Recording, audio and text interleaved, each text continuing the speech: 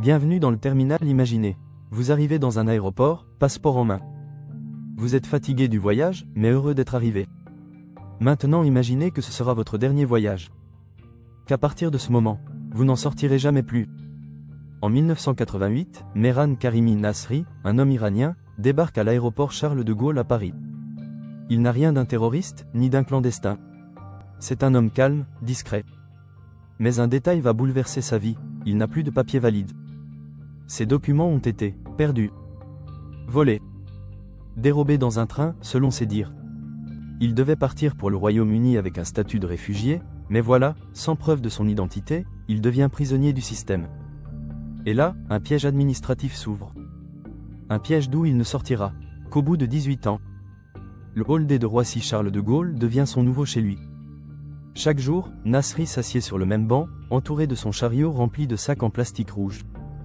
Il lit les journaux, mange les plateaux repas offerts par les employés de l'aéroport, et écrit dans un carnet. Il ne se plaint jamais. Il est invisible, et pourtant bien là. Peu à peu, les agents de sécurité, les femmes de ménage, les voyageurs fréquents le remarquent. Ils s'habituent à lui. Certains deviennent même ses amis. Il devient une figure familière, presque une légende urbaine vivante. Mais la vérité est moins poétique, Nasri n'a aucun droit de rester, ni de sortir. Il est coincé dans une zone grise de la loi. Ni libre, ni emprisonné. Il devient l'homme oublié, celui dont le monde ne veut plus. Comment un homme peut-il vivre 18 ans dans un aéroport? C'est l'histoire d'un cauchemar administratif. Nasri avait reçu le statut de réfugié de la Belgique, mais ce statut est valable uniquement si vous êtes dans ce pays. Une fois en France, ce papier n'est plus reconnu.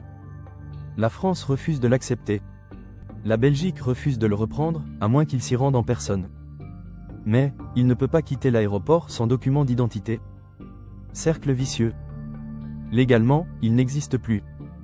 Plusieurs avocats tentent de l'aider. L'ONU s'en mêle. Même les autorités françaises lui proposent un statut, mais Nasri, par orgueil ou confusion, refuse de signer, car les papiers portent le nom de Mehran Karimi Nasri, alors que lui se fait appeler Sir Alfred Mehran. Et le temps passe. 1 an.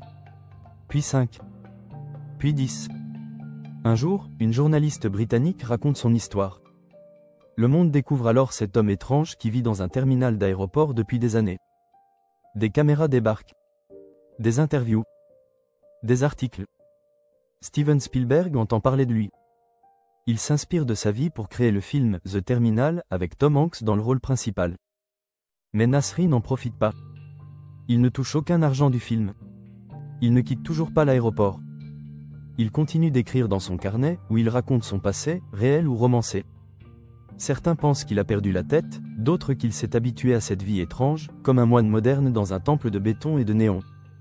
En 2006, après 18 ans de vie entre deux portes d'embarquement, Nasri est hospitalisé. Il est fatigué, amaigri, malade. Les autorités françaises le placent finalement dans un centre d'accueil. Il est libre. Mais la vérité, c'est que le monde extérieur ne l'intéresse plus vraiment. Il a passé près de 2 décennies dans le même espace. Il n'a plus de famille, plus de repères. Il erre, change de foyer.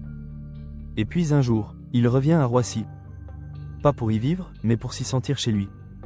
En 2022, Mehran Karimi Nasri meurt, dans le même aéroport où il a passé sa vie. Pas sur un tarmac, ni dans un avion. Mais sur un banc. L'histoire de Mehran Karimi Nasri est plus qu'une anecdote. C'est une leçon sur l'identité, l'absurdité administrative et la solitude. Un homme sans pays, mais pas sans histoire. Si cette histoire t'a touché, n'oublie pas de liker, de t'abonner à la chaîne, et de partager cette vidéo avec ceux qui aiment les récits vrais et troublants. Punaise Zone Mystère, c'est la chaîne des histoires réelles, qu'on croirait inventées.